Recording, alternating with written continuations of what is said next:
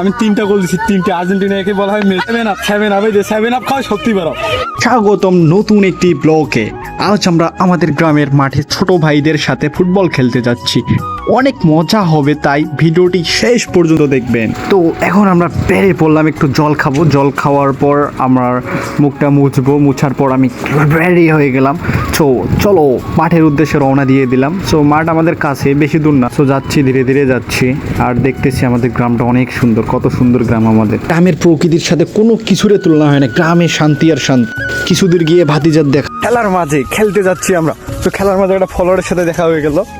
তুমি কি ফলো দিতে বললো? তো আপনারা সবাই ফলো দিয়ে দিবেন।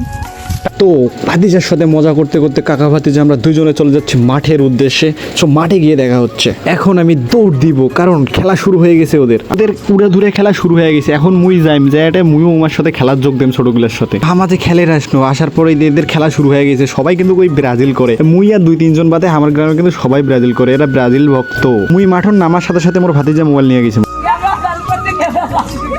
অর্ধেক ম্যাচ শেষ হয়ে গেল। এই জল ড্রিঙ্ক ব্রেক, খেলা চলতেছে। আমি একটু উঠলাম, তারপরে আবার খেলতে যাবো। আমি 3টা গোল দিছি, 3টে। আর্জেন্টিনাকে বলা হয় মেসির লোক। 7 আপ। এই যে 7 আপ খাওয়া শক্তি বাড়াও, লাগাও।